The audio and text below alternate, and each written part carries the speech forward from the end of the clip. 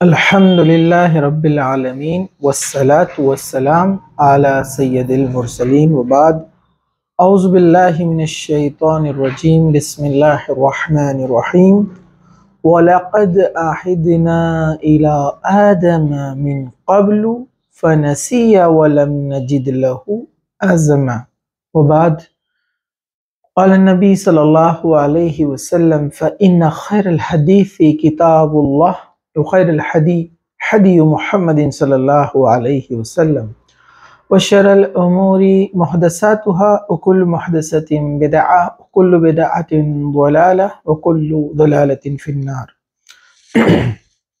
وبعد رب اشرح لي صدري ويسر لي امري واحلل عقدة من لساني يفقهوا قولي اما بعد۔ الحمدللہ پچھلے لیکچر میں ہم نے آدم علیہ السلام کا واقعہ اس کی شروعات کی تھی اور آدم علیہ السلام کے بنائے جانے سے آپ کے اس پھل کے کھانے تک کا واقعہ ہم نے مکمل کیا تھا۔ جب آدم علیہ السلام کو اللہ تعالیٰ نے بطور آزمائش کے طور پر ٹیسٹ کے لیے کہا تھا کہ وہ پھل مت کھانا، اس کے علاوہ جنت میں جو چاہے آپ پھل کھا سکتے ہیں، لیکن شیطان نے آ کر آدم علیہ السلام کو بہکا دیا اور آدم علیہ السلام اور آپ کی بیوی حضرت حوا نے اس پھل کو کھا لیا۔ تو اللہ تعالیٰ نے پھر اس کے بعد کیا کیا، چلیے ہم اس کو آگے بڑھاتے ہیں اس قصے کو۔ تو آگے جو ہے آپ قرآن کی آیتیں پڑھیں گے، سورہ طٰہٰ آیت نمبر 115 سے 126 تک۔ اللہ تعالیٰ نے کہا اور ہم نے پہلے آدم سے عہد لیا تھا مگر وہ اسے بھول گئے اور ہم نے ان میں سے صبر و ثبات نہ دیکھا، اور جب ہم نے فرشتوں سے کہا کہ آدم کے آگے سجدہ کرو سب سجدے میں گر پڑے مگر ابلیس نے انکار کیا، یعنی شیطان نے۔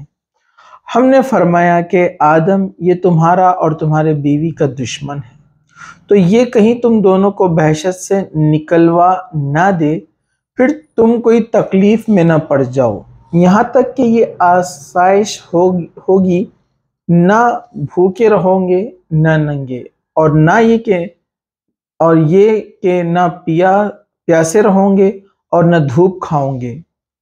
تو شیطان نے ان کے دل میں وسوسہ ڈالا اور کہا کہ آدم بھلا میں تم کو ایسا درخت بتاؤں جو ہمیشہ کی زندگی کا ثمرہ دے اور ایسی بادشاہت کہ کبھی زائل نہ ہو؟ سو دونوں نے اس درخت کا پھل کھا لیا تو ان پر ان کی شرمگاہیں ظاہر ہو گئی اور وہ اپنے بدن پر بہشت کے پتے چھپانے لگے، اور آدم نے کہا پروردگار کے حکم کے خلاف کیا تو وہ اپنے مطلوب سے بے رہا ہو گئے۔ پھر ان کے پروردگار نے ان کو نوازا تو ان پر مہربانی فرمائی، توجہ فرمائی اور سیدھی راہ بتائی۔ فرمایا کہ تم دونوں یہاں آئے تو جو شخص میری ہدایت کی پیروی کرے گا وہ نہ گمراہ ہوگا اور نہ تکلیف میں پڑے گا، اور جو میری نصیحت سے منہ پھیرے گا اس کی زندگی تنگ ہو جائیں گی اور قیامت کو ہم اسے اندھا کر کے اٹھائیں گے۔ وہ کہے گا اے میرے پروردگار، تو نے تو مجھے اندھا کر کے کیوں اٹھایا؟ میں تو دیکھتا تھا دنیا میں، مطلب میری آنکھیں تھی۔ اللہ تعالیٰ فرمائے گا ایسا ہی چاہیے تھا، تیرے پاس ہماری آیتیں آئی تو نے اس کو بھلا دیا، اسی طرح آج تجھے بھی بھلا دیا گیا ہے۔ یہ ترجمہ تھا۔ اب انشاءاللہ ہم اس کو آگے جو ہے امام ابن کثیر رحمۃ اللہ علیہ نے اس کی جو تفصیل لکھی ہے وہ آپ کے سامنے رکھتے ہیں۔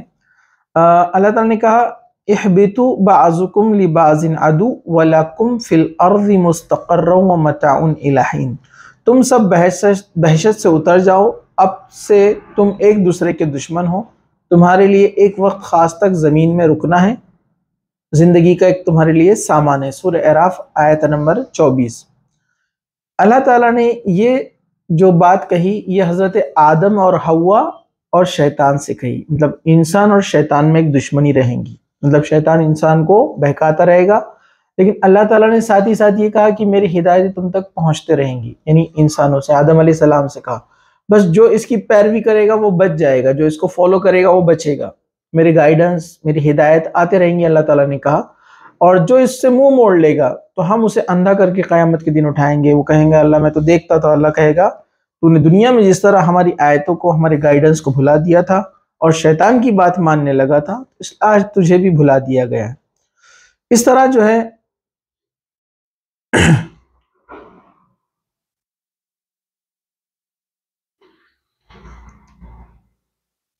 یہاں پر ایک بات یہاں پر آتی ہے, سنن ابو داؤد کی ایک حدیث ہے کہ جو واقعہ آتا ہے جس میں ایک سانپ کا ذکر ہے کہ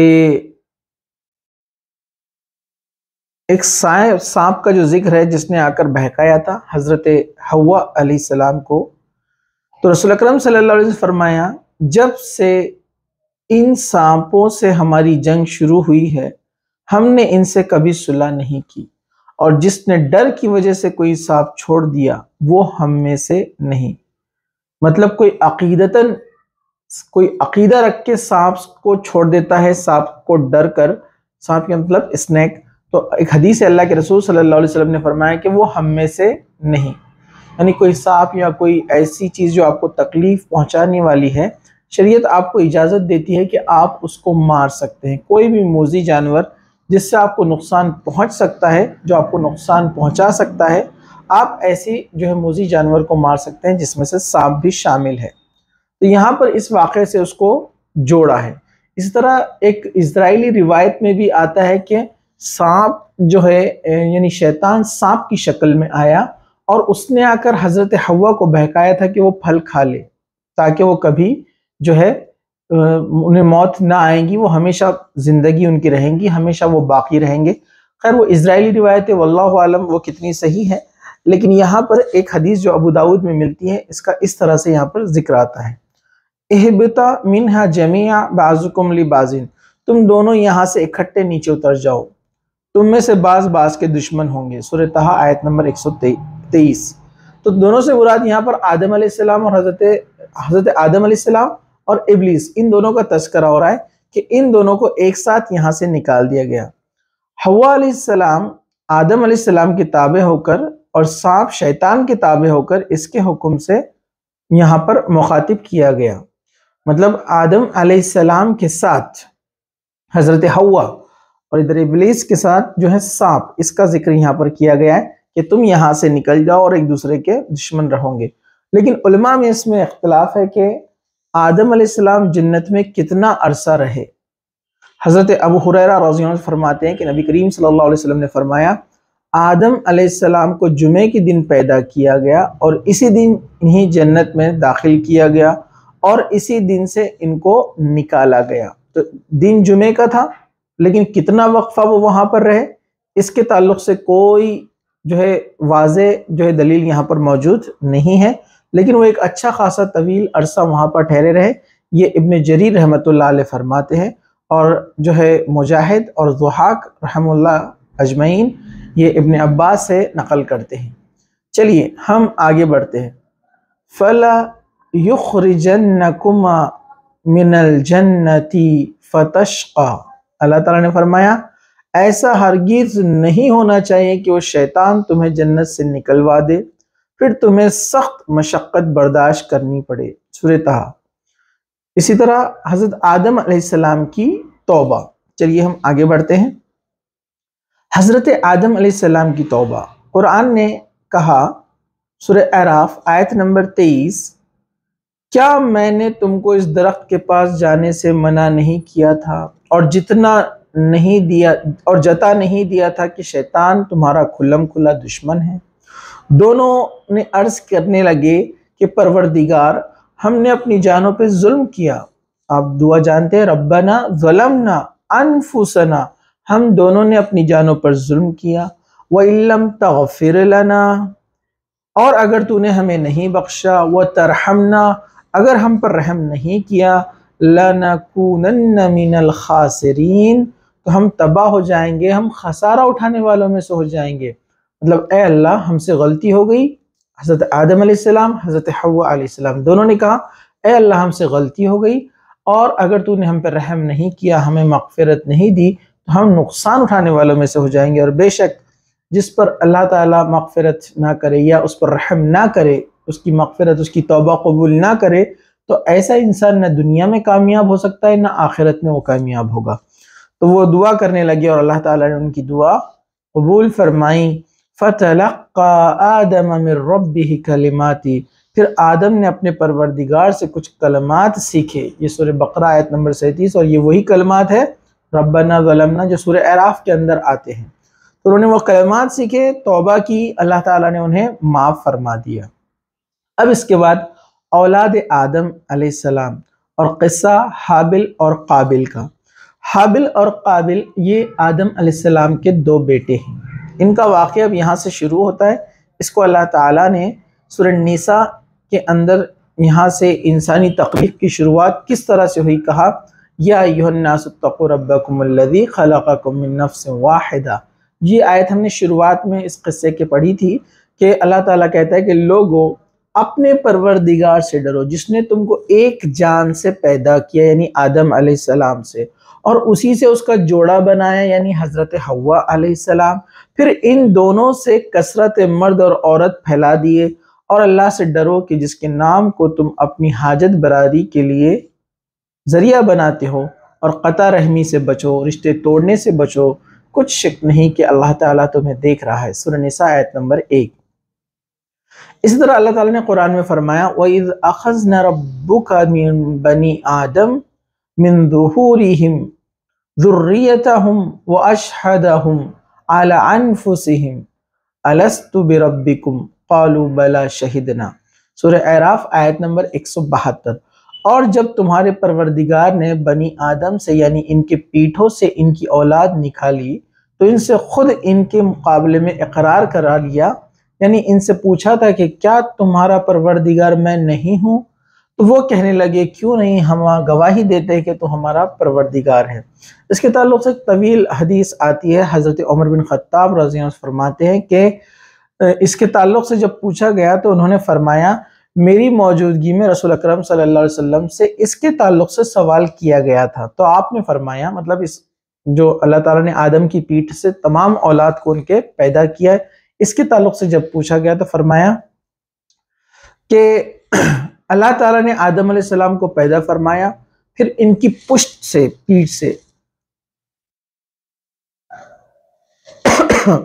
پشت پر اپنا دایاں ہاتھ پھیرا اللہ تعالیٰ نے اور ان کی اولاد نکالی، اور فرمایا میں نے انہیں جنت کے لیے پیدا کیا ہے اور جنتیوں والے عمل کریں گے۔ پھر ان کے پشت پر دوبارہ ہاتھ پھیرا تو مزید اولاد ظاہر فرمائی اور ارشاد فرمایا میں نے انہیں جہنم کے لیے پیدا کیا اور یہ جہنم والے عمل کریں گے۔ ایک آدمی نے کہا اے اللہ کے رسول صلی اللہ علیہ وسلم، تب عمل کس لیے؟ جب جنت اور جہنم طے ہو چکی ہے تو انسان عمل کیوں کرے؟ اللہ کے رسول صلی اللہ علیہ وسلم فرمایا جب اللہ تعالیٰ کسی بندے کو جنت کے لیے پیدا فرماتا ہے تو اسے جنتیوں والے عمل کی توفیق دیتا ہے اور وہ شخص اس کی وجہ سے جنت میں داخل ہو جاتا ہے، اور اللہ تعالیٰ جب کسی بندے کو جہنم کے لیے پیدا کرتا ہے تو اسے جہنمیوں والے اعمال میں مشغول کر دیتا ہے اور وہ شخص ان کی وجہ سے جہنم میں داخل ہو جاتا ہے۔ جمہور علماء یہ رائے رکھتے ہیں کہ آدم علیہ السلام کی اولاد سے وعدہ لیا گیا تھا۔ انہوں نے اس حدیث سے بھی استدلال کیا ہے جو حضرت انس بن مالک سے روایت ہے کہ نبی کریم صلی اللہ علیہ وسلم فرمایا قیامت کے دن ایک جہنمی سے کہا جائے گا کہ اگر تیرے پاس پوری دنیا کا مال اور دولت ہو تو کیا تو فدیے کے طور پر دے دے گا؟ وہ کہے گا ہاں۔ اللہ تعالیٰ فرمائے گا کہ میں نے تجھ سے اس سے آسان چیز کا مطالبہ کیا تھا جب تو آدم کی پشت میں تھا، اس وقت میں نے تجھ سے ایک وعدہ لیا تھا کہ تو میرے ساتھ شریک نہیں کرے گا کسی کو، لیکن تو نے پھر بھی شرک کرنے پر ہی اصرار کیا۔ تو اب یہاں پر بات سمجھنے کی ہے، کچھ لوگ اس پر بڑا سوال بھی اٹھاتے ہیں اور بڑے کنفیوز بھی ہوتے ہیں کہ جب اللہ تعالیٰ نے لکھ دیا کہ یہ جنتی ہے یہ جہنمی ہے تو پھر عمل کیوں کرے؟ یاد رکھیے تقدیر کا معاملہ ہے۔ تقدیر سے مراد اللہ تعالیٰ نے تقدیر بنائی اور تقدیر اللہ تعالیٰ کے علم سے ہے، اللہ تعالیٰ کے جبر سے نہیں ہے۔ مطلب اللہ سبحانہ و تعالیٰ نے جب یہ کہا کہ یہ شخص جنتی ہے تو یہ اللہ کے علم سے کہ یہ شخص ایسے کام کرے گا، اچھے کام کرے گا اور جنت میں داخل ہو جائے گا، اور یہ شخص جہنمی مطلب یہ برے کام کرے گا اور یہ جہنم میں داخل ہو جائے گا۔ تو یہ اللہ تعالیٰ کا نالج ہے، اللہ تعالیٰ نے زبردستی ان کو جنتی اور جہنمی فکس نہیں کیا۔ مطلب بات سمجھنے کی ہے تھوڑی سی، جیسے مثال کے طور پر ایک ٹیچر ہوتا ہے، وہ کسی اسٹوڈنٹ کو دیکھتا ہے کہ وہ پڑھائی نہیں کر رہا ہے، محنت نہیں کر رہا ہے، ریگولر نہیں آتا ہے اور بالکل ہی محنت نہیں کر رہا ہے، اور اگر ایمانداری سے اس کا ایگزام، اس کا ٹیسٹ لیا جائے تو وہ فیل ہو جائے گا، تو ٹیچر کہتا ہے کہ یہ لڑکا فیل ہونے والا ہے، یہ لڑکا پاس ہونے والا ہے، اور ایگزام ہوتا ہے، اور ایگزام ہونے کے بعد ٹیچر نے کہا تھا کہ جو شخص فیل ہونے والا ہے وہ فیل ہو گیا، جو پاس ہونے والا تھا وہ پاس ہو گیا۔ لیکن جو اسٹوڈنٹ ہے یا ان کے جو پیرنٹس ہے وہ ٹیچر سے یہ نہیں کہہ سکتے کہ تم نے کہا تھا یہ فیل ہو جائے گا اس لیے یہ فیل ہو گیا، بلکہ وہ اس بات کو اقرار کریں گے، ہاں ٹیچر نے دیکھا کہ یہ پڑھ نہیں رہا ہے، تو ٹیچر نے اپنے علم، اپنے نالج سے کہا کہ یہ فیل ہو جائے گا۔ ٹیچر نے اس کو فیل نہیں کیا، بلکہ ٹیچر نے اپنے علم سے ایک اندازہ لگایا، اور اندازے سے ہی یہ لفظ قدر بنا ہے، تقدیر، قدر لگانا، اندازہ لگانا، قدر و قیمت، یہ لفظ ہم سنتے ہیں۔ تو یہاں پر جو ہے اللہ تعالیٰ نے جو اندازہ لگایا کہ یہ جہنم میں جائے گا عمل کر کے برے، تو یہ اللہ تعالیٰ کا علم ہے۔ اور ٹیچر کی جو مثال میں نے دی کہ ٹیچر کہتا ہے کہ یہ پاس ہو جائے گا، یہ فیل ہو جائے گا، تو ٹیچر کا یہ ایک اندازہ ہے، اور اس میں کچھ حد تک وہ صحیح بھی ہوتا ہے، غلط بھی ہو سکتا ہے اس کا اندازہ، لیکن اللہ کا علم پرفیکٹ ہے 100%۔ تو اللہ نے جب کہا کہ اپنے علم سے کہ یہ شخص اچھے عمل کر کے جنت میں داخل ہوگا اور یہ برے عمل کر کے جہنم میں داخل ہوگا، تو یہ اللہ کا نالج، یہ اللہ کا علم ہے۔ اللہ تعالیٰ نے جبراً کسی اپنے بندے کو جہنم میں اور آگ میں ڈالنے کا فیصلہ نہیں کیا، بلکہ وہ شخص نے عمل ایسے کرنے والا ہے، اللہ کو معلوم ہے، جس وجہ سے وہ جہنم کا ایندھن بنے گا، ورنہ اللہ تعالیٰ نے اس پر زبردستی جہنم نہیں تھوپی ہے۔ ٹھیک ہے، تو یاد رکھیے جو تقدیر ہے وہ اللہ تعالیٰ کے علم سے ہے، جبر یعنی زبردستی سے نہیں ہے۔ چلیے ہم آگے بڑھتے ہیں، پھر آگے اللہ تعالیٰ فرما رہے ہیں سورہ احزاب آیت نمبر 7، وَإِذْ أَخَذْنَا مِنَ النَّبِيِّينَ مِيثَاقَهُمْ وَمِنْكَ وَمِنْ نُوحٍ وَإِبْرَاهِيمَ وَمُوسَى وَعِيسَى ابْنِ مَرْيَمَ وَأَخَذْنَا مِنْهُمْ مِيثَاقًا غَلِيظًا۔ اور جب ہم نے پیغمبروں سے عہد لیا، اور تم سے اور نوح اور ابراہیم اور موسیٰ اور مریم کے بیٹے عیسیٰ سے، اور سب سے عہد بھی لیا، ان سے پکا کر لیا۔ سورہ احزاب آیت نمبر 7۔ اسی طرح سورہ روم کی آیت نمبر 30 میں اللہ تعالیٰ نے کہا کہ تو تم ایک طرف کے ہو کر دین اللہ کے راستے پر سیدھا منہ کیے ہوئے چلے جاؤ، اللہ کی فطرت کو جس پر اس نے لوگوں کو پیدا کیا اختیار کیے رہو۔ اللہ کی بھی بنائی ہوئی فطرت میں تغیر و تبدیلی نہیں ہو سکتی۔ یہاں پر اللہ سبحانہ وتعالیٰ نے جب آدم علیہ السلام سے کہا اور شیطان سے کہا تم دونوں یہاں سے اتر جاؤ، یعنی دنیا میں جب بھیج دیا، اور اس کے بعد ان کو بتا دیا کہ میری ہدایت تم تک پہنچتی رہیں گی، میرا گائیڈنس تم تک آتے رہے گا، اور جو اس گائیڈنس کو فالو کرے گا اس کے لیے نہ کوئی غم ہے نہ کوئی اس کے لیے افسوس ہے۔ پھر اللہ تعالیٰ نے یہ بات کہی کہ ہم نے ہر نبی کو یہ گائیڈنس دیا، ان ہر نبی کو اور ہر انسان تک یہ پیغام پہنچایا کہ اللہ کون ہے، اللہ تعالیٰ کا گائیڈنس کیا ہے۔ ہر وقت وہ نبی بھیجتا رہا، کتابیں بھیجتا رہا لوگوں کے گائیڈنس کے لیے، لوگوں کو ستیہ مارگ دکھانے کے لیے، تاکہ لوگ اس ستیہ مارگ کو اپناتے رہے۔ تو اللہ تعالیٰ نے دنیا کی ہر قوم میں، جیسے قرآن میں اللہ تعالیٰ نے کہا وَلِكُلِّ قَوْمٍ ہَادٍ، دنیا میں جتنی بھی بستی بسی ہے وہاں ایک ہادی، وہاں ایک ہدایت دینے والا، یعنی گائیڈنس کرنے والا اللہ کی طرف سے بھیجا گیا، یعنی انسانوں میں سے اللہ تعالیٰ کے انسان کو چنتے تھے، وہ لوگوں کا گائیڈنس اور مارگ درشن کرتے تھے ایشور کے بتائے ہوئے طریقے سے۔ تو اللہ تعالیٰ نے ہر نبی کے پاس بھیجا اور کہا کہ میں نے جس طریقے سے، جس فطرت پر، مطلب جو قانون، جو لاز، جو رولز اینڈ ریگولیشن میں نے بنائے ہیں، جو شخص اس پر چلے گا اس کے لیے کامیابی ہے۔ تو اللہ تعالیٰ نے ہر وقت جو ہے اپنی ہدایت بھیجی، جیسے اللہ تعالیٰ نے سورہ نجم کی آیت نمبر 56 میں کہا ھذا نذیر من النذور نذیر الاولی، یہ محمد بھی اگلے ڈر سنانے والوں میں سے ایک ڈر سنانے والے ہیں۔ یعنی محمد صلی اللہ علیہ وسلم، یعنی پروفٹ محمد کو اللہ تعالیٰ نے جو زمین پہ بھیجا ہے، اس دھرتی پر انسانوں میں سے ہی ان کو چنا اور ان کو اپنا میسنجر، اپنا نبی بنایا، رسول بنایا، اور یہ آ کر جو تم کو ڈرا رہے ہیں جو بتا رہے ہیں کہ جنت ہے اور جہنم ہے، اللہ تعالیٰ کی طرف تمہیں بلا رہے ہیں، تو یہ ان میں سے ایک ہے جو اس سے پہلے کہیں آ کر گزر چکے ہیں۔ تو اس سے پہلے بھی اللہ تعالیٰ نے میسنجرز بھیجے، ان میں سے ایک میسنجر جو ہے محمد صلی اللہ علیہ وسلم ہے۔ اللہ تعالیٰ نے فرمایا وَمَا وَجَدْنَا لِأَكْثَرِهِم مِّنْ أَحَدٍ وَإِن وَجَدْنَا أَكْثَرَهُمْ لَفَاسِقِينَ، اور ہم نے ان میں سے اکثروں میں عہد کا نبھا نہیں دیکھا، اور ان میں سے اکثروں کو ہم نے دیکھا فاسق ہی دیکھا۔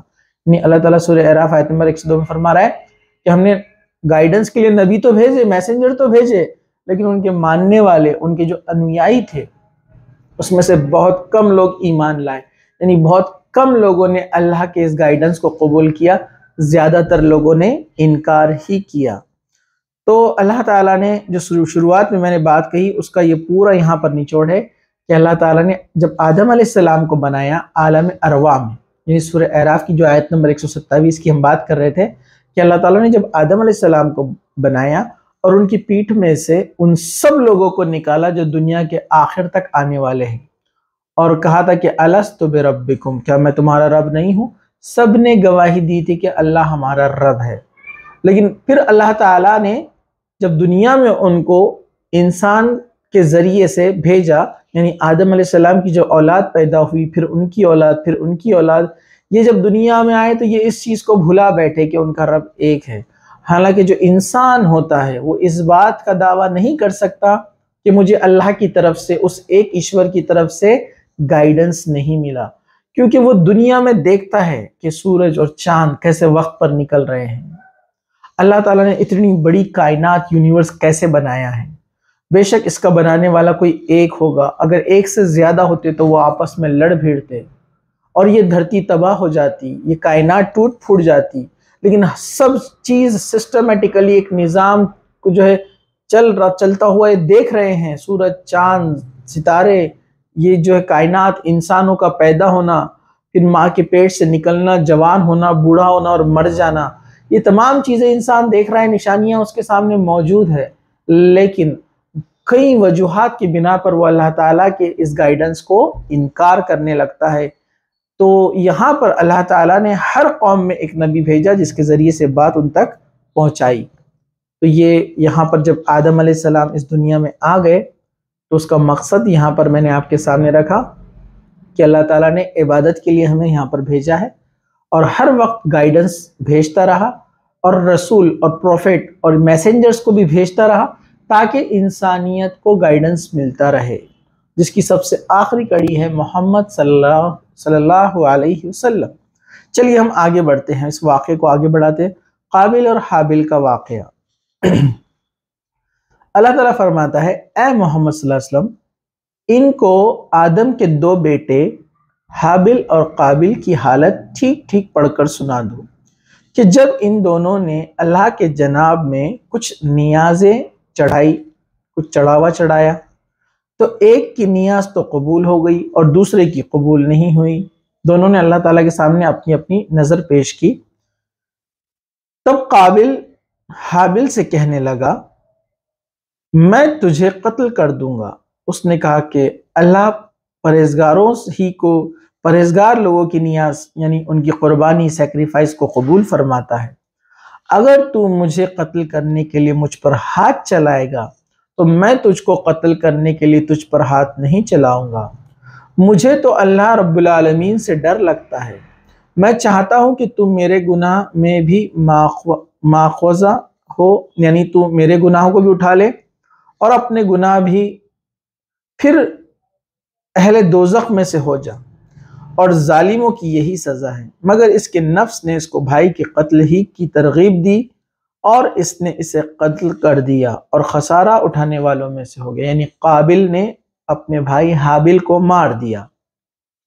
اب اللہ نے ایک کوا بھیجا جو زمین کو کریدنے لگتا تھا، مطلب ایک کوا آیا اور دوسرا ایک کوا جو مرا ہوا تھا، تو اس کوے نے زمین کو کریدا اور جو مرا ہوا کوا تھا اس کو زمین میں ڈال دیا اور دفن کر دیا، کیونکہ جب قابل نے حابل کو مارا تو اسے سمجھ میں نہیں آیا تو اب اس باڈی کا، اس لاش کا کیا کیا جائے، تو تو اس کوے کے ذریعے سے اس نے سیکھا کہ زمین کو کھودیں گے اور حابل کو اس میں ڈال دیں گے، اور اس میں وہ اس کو چھپانے لگا، کہنے لگا ہائے افسوس، مجھ سے اتنا بھی نہ ہو سکا کہ اس کو لے کے برابر ہوتا کہ اپنے بھائی کی لاش چھپا دیتا۔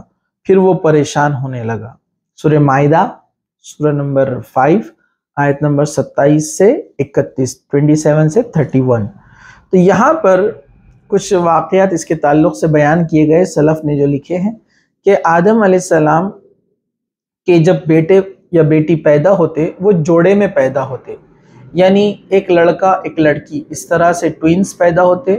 پھر کچھ وقفے بعد، کچھ گیپ کے بعد ایک لڑکا اور ایک لڑکی پیدا ہوتے، یعنی جو ٹوئنز پیدا ہوتے وہ آپس میں بھائی بہن ہوتے، کیونکہ اس زمانے میں دنیا کو آگے بڑھانے کے لیے یہی اس زمانے کی شریعت تھی، اور اللہ تعالیٰ نے کچھ رولز ایسے بنائے تھے۔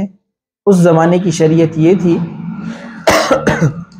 کہ پہلے والا جو ٹوئنز جوڑا ہے لڑکا لڑکی، اور دوسرا جو ٹوئنز جوڑا ہے یعنی لڑکا لڑکی، تو اس لڑکے کا نکاح اس جوڑے کی لڑکی سے، اور اس جوڑے کے لڑکے کا نکاح، اس جوڑے کے لڑکے کا نکاح اس جوڑے کی لڑکی سے، اس جوڑے کی لڑکی کا نکاح اس جوڑے کے لڑکے سے کیا جاتا تھا۔ لیکن جو قابل تھا، قاف سے قابل، قاف سے قاتل، یاد رکھنے کے لیے آسان ہے، تو جو قابل تھا جس نے قتل کیا، اس کی جو جوڑے میں بہن تھی وہ خوبصورت تھی، اب وہ اس سے نکاح کرنا چاہتا تھا، لیکن شریعت کے حساب سے تو اس کا نکاح حابل سے ہونا تھا۔ اس نے اس بات کو قبول نہیں کیا، اس پر ان کی بحث ہوئی، لڑائی ہوئی۔ اس پر اللہ تعالیٰ نے ان دونوں کو قربانی پیش کرنے کے لیے کہا کہ دونوں جو ہے اپنی اپنی قربانی پیش کریں۔ تو حابل بھیڑ بکریاں پالتا تھا، مطلب اللہ تعالیٰ نے دنیا میں جب ان کو بھیجا تو یہ چیزیں بھی سکھائی کہ جو حابل تھا وہ بھیڑ بکریاں یعنی بکریاں، بھینس، گائے وغیرہ ان کو وہ پالتا تھا۔ اس نے ایک موٹا تازہ جانور قربانی کے لیے لایا تاکہ اللہ کی راہ میں قربانی کرے، اللہ کی نظر کرے۔ قابل جو تھا وہ کھیتی کرتا تھا، تو قابل نے اپنی کھیتی میں سے کچھ فصل لے کر آیا، لیکن قابل کی نیت درست نہیں تھی، اس کی دنیا سے محبت زیادہ ہو چکی تھی، وہ اللہ تعالیٰ کے احکامات کو بھلا بیٹھا تھا۔ آدم علیہ السلام یعنی اپنے باپ کی جو ٹیچنگز تھی وہ اس کو بھلا بیٹھا تھا، اور وہ ایسی فصل لے کر آیا جو کہ نکمی، خراب اور سڑی ہوئی تھی، جبکہ اللہ تعالیٰ پاک اور اچھی چیزوں کو قبول کرتا ہے۔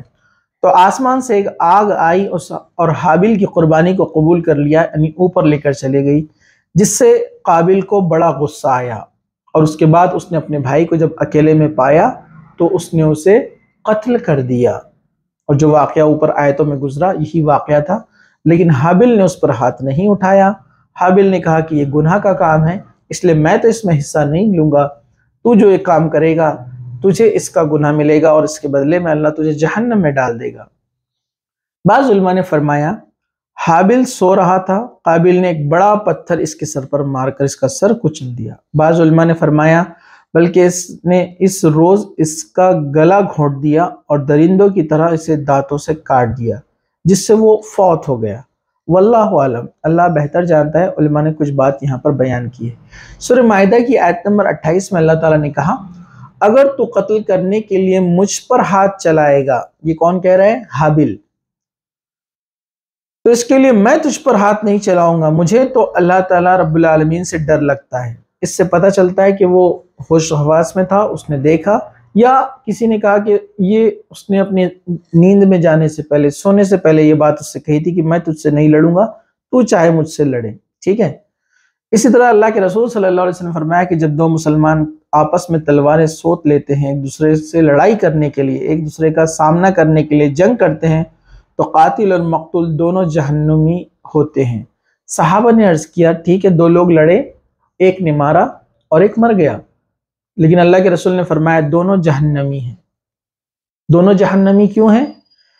کیونکہ اللہ کے رسول صلی اللہ علیہ وسلم فرمایا ایک کو چانس مل گیا اس لیے اس نے اسے قتل کر دیا، ایک کو چانس ملا اس لیے بی کو قتل کر دیا، اگر بی کو چانس ملتا تو ایک کو بھی قتل کر دیتا، یعنی دونوں کی نیت تھی ایک دوسرے کو قتل کرنے کی، ایک حاوی آ گیا، لہٰذا جہنم میں دونوں جائیں گے۔ ہاں لیکن اگر ایک شخص کی نیت قتل کرنے کی تھی لیکن دوسرے شخص کی نیت قتل کرنے کی نہیں تھی، بلکہ سیلف ڈیفنس میں غلطی سے اس کے ہاتھوں اگر کوئی مارا جائے تو وہ گنہگار نہیں ہے۔ ہاں لیکن نیت دونوں کی ہے کہ بس کسی بھی طرح سے قتل کرنا ہے، اس کو مارنا ہے، تو یہ بہت بڑا گناہ ہے اور اس کی سزا جو ہے جہنم ہے۔ تو حابل کی نیت نہیں تھی قتل کرنے کی، اس لیے وہ بے گناہ تھا۔ قابل کی نیت تھی قتل کرنے کی، اس لیے وہ گنہگار لوگوں میں سے شامل ہو گیا۔ چلیے اب ہم آگے بڑھتے ہیں۔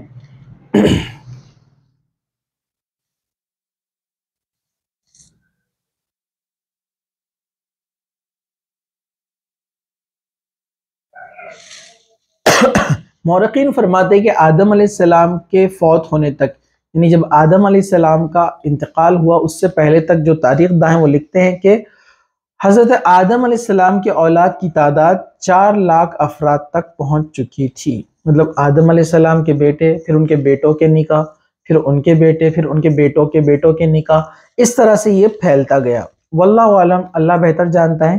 صحیحین کی جس حدیث میں سفر معراج کا ذکر ہے، اس میں بیان کیا کہ رسول اکرم صلی اللہ علیہ وسلم پہلے آسمان پر آدم علیہ السلام سے ملے تو انہوں نے فرمایا نیک نبی اور نیک بیٹے کو خوش آمدید۔ آدم علیہ السلام کے دائیں طرف بھی بہت سے افراد تھے اور بائیں طرف بھی بہت سارے لوگ تھے۔ جب اللہ کے رسول معراج پر گئے، جنت کی جب آپ نے سیر کی، تو جب اب آدم علیہ السلام سے ملے پہلے آسمان پر، تو آپ نے کیا دیکھا کہ آدم علیہ السلام کے رائٹ سائڈ میں کچھ لوگ ہیں اور لیفٹ سائڈ میں کچھ لوگ ہیں۔ آپ جب دائیں طرف دیکھتے ہیں تو خوش ہو کر ہنس پڑتے ہیں اور بائیں طرف دیکھتے ہیں تو رو پڑتے ہیں۔ آدم علیہ السلام رائٹ سائڈ دیکھ کر ہنستے ہیں اور لیفٹ سائڈ دیکھ کر رونا شروع کر دیتے ہیں۔ جبرائیل علیہ السلام یہ سے پوچھا گیا یہ کیا معاملہ ہے؟ انہوں نے فرمایا یہ آدم علیہ السلام ہیں اور یہ ان کی اولاد کی روحیں ہیں۔ جب وہ دائیں طرف جنتی روحوں کو دیکھتے ہیں تو مسکراتے ہیں، اور جب بائیں طرف جہنمی روح، مطلب وہ لوگ جو برے کرم کر کے جہنم میں جانے والے ہیں، ان کو دیکھتے ہیں تو وہ رو پڑتے ہیں۔ یہاں پر اسی طرح اللہ کے رسول کا دیگر انبیاء سے بھی ملاقات ہوئی یہاں پر۔ تو یہ واقعہ ایک یہاں پر آتا ہے جو امام ابن کثیر رحمۃ اللہ علیہ نے نقل کیا ہے۔ آدم علیہ السلام کی وفات اور بیٹے شیس علیہ السلام کو وصیت، مطلب حضرت آدم علیہ السلام کے ایک بیٹے حضرت شیس جن کو نبی بنایا گیا، یعنی اللہ تعالیٰ کے جو احکامات اور گائیڈنس تھے جنہوں نے اور دوسرے انسانوں تک اس کو پھیلایا۔ شیس کا مطلب ہے اللہ کا دیا ہوا تحفہ۔ آدم علیہ السلام نے یہ نام اس لیے رکھا کہ حابل کے قتل ہو جانے کے بعد اللہ تعالیٰ نے انہیں شیس عطا فرمایا تھا۔ محمد بن اسحاق رحمۃ اللہ علیہ فرماتے ہیں جب آدم علیہ السلام کی وفات کا وقت آیا تو آپ نے اپنے بیٹے شیس کے حق میں وصیت کی، انہیں رات اور دن کے اوقات اور ان اوقات میں ادا کی جانے والی عبادت کی تعلیم دی، اور انہیں بتایا کہ ایک طوفان آنے والا ہے۔ کہتے کہ آج کل جتنے انسان موجود ہیں ان کا نسب شیس علیہ السلام تک جا کر پہنچتا ہے۔ آدم علیہ السلام کے دوسرے بیٹوں کی اولادیں ختم ہو چکی ہے، واللہ عالم، اللہ بہتر جانتا ہے۔ لیکن کچھ لوگوں نے لکھا ہے کہ شیس علیہ السلام سے ہی دنیا آگے بڑھی اور دیگر جو اولادیں تھیں ان کی دوسری جو آدم علیہ السلام کی اولادیں تھیں ان سے نسلیں آگے نہیں بڑھی۔ حضرت آدم علیہ السلام کے موت کا وقت جب آیا وہ جمعہ کا دن تھا۔ فرشتے اللہ کے پاس سے جنت کی خوشبو اور جنت کا کفن لے کر آئے اور ان کے بیٹے اور حضرت یعنی خلیفہ شیس علیہ السلام کی تعزیت کی، یعنی شیس علیہ السلام کے ساتھ انہوں نے جو ہے ان کی تدفین کا پورا معاملہ کیا۔ حضرت ابی بن کعب رضی اللہ عنہ سے روایت ہے کہ انہوں نے فرمایا کہ جب آدم علیہ السلام کی وفات کا وقت قریب آیا، انہوں نے اپنے بیٹوں سے فرمایا بیٹو میرا جنت کے پھل کھانے کو جی چاہتا ہے۔ وہ تلاش کے لیے نکل پڑے۔ انہیں سامنے سے فرشتے آتے ملے جن کے پاس آدم علیہ السلام کا کفن اور خوشبو موجود تھا، اور ان کے پاس کلہاڑے، کسیاں اور ٹوکریاں بھی تھی۔ انہوں نے کہا آدم کے بیٹو تمہیں کس چیز کی تلاش ہے، یا کہا تم کیا چاہتے ہو اور کہاں جا رہے ہو؟ انہوں نے کہا ہمارے والد صاحب بیمار ہیں اور جنت کے میووں کی خواہش رکھتے ہیں۔ فرشتوں نے کہا واپس چلے جاؤ، تمہارے والد فوت ہونے والے ہیں۔ فرشتے جب آدم علیہ السلام کی روح قبض کرنے کے لیے آئے تو حوا علیہ السلام نے انہیں دیکھ کر پہچان لیا۔ وہ آدم علیہ السلام سے چمٹ گئی۔ آدم علیہ السلام نے فرمایا مجھ سے الگ ہو جاؤ، پہلے ہی مجھے تمہارے ذریعے سے ہی معصیت پہنچی ہے، یعنی وہ تھوڑے سے ناراض ہوئے ان سے۔ مجھے میرے رب کے فرشتے کے ساتھ رہنے دو۔ فرشتوں نے ان کی روح قبض کی، غسل دیا، کفن پہنایا، خوشبو لگائی، آپ کی قبر کھودی اور لحد تیار کی۔ لحد کہتے ہیں وہ قبر جو اندر کی طرف جا کر چھپ جاتی ہے، یعنی اندر کی طرف ہو جاتی ہے، یعنی اس طرح سے وہ ایل ٹائپ میں قبر ہوتی ہے، اس طرح سے انہوں نے اس کو جو ہے کھودا۔ آدم علیہ السلام کے بیٹوں تمہارے لیے یہی طریقہ ہے۔ فرشتے آ کر حضرت آدم علیہ السلام کی تدفین کی، اور یہ کیوں کی؟ تاکہ ان کے بیٹوں کو بتایا جائے کہ تدفین کا طریقہ، یعنی کوئی مر جائے تو اس کو کس طرح سے زمین میں دفن کیا جاتا ہے، یہ فرشتوں نے آ کر آدم علیہ السلام کے بیٹوں کو سکھایا۔ پہاڑ کے قریب دفن کیا گیا جہاں انہیں جنت سے اتارا گیا تھا۔ ایک قول ہے کہ مکہ مکرمہ میں جبل ابی قبیس پر دفن کیا گیا ہے۔ یہ بھی کہتے ہیں کہ حضرت نوح علیہ السلام نے طوفان کے موقع پر ان کی اور حضرت حوا علیہ السلام کے کو ایک تابوت میں ڈال کر کشتی میں رکھ لیا تھا، پھر طوفان ختم ہونے کے بعد انہیں بیت المقدس میں دفن کر دیا گیا۔ اسی طرح جو ہے بہت ساری روایتیں آتی ہیں۔ تو یہاں پر اصل بات جو آئی کہ انسان کو دفن کیسے کیا جائے، یہ فرشتوں نے آ کر تعلیم دی اللہ کے حکم سے۔ اور ہم دیکھیں گے اگر جتنے بھی مذاہب ہیں، جتنے بھی ریلیجن ہیں، ان کے آپ پریویس یعنی کئی ہزاروں سال پہلے آپ پیچھے جائیں گے تو سب کے پاس دفن کرنے کا طریقہ تھا۔ کچھ قوموں میں بعد میں جلانے کا جو ہے طریقہ رائج ہو گیا، کچھ قوموں میں الگ الگ طریقے رائج ہو گئے کہ ڈیڈ باڈی کو چھوڑ دیا جاتا ہے کسی کنویں میں اور پرندے آ کر اس کو کھا جاتے ہیں۔ یاد رکھیے اگر ہم تاریخ ہسٹری میں جائیں اور ایمانداری سے اس کا اگر ہم موازنہ کرتے جائیں اور دیکھتے جائیں، پڑھتے جائیں، تو معلوم ہوگا کہ تمام قوموں میں ایک ہی طریقہ تھا مرنے کے بعد دفن کرنے کا، ٹھیک ہے؟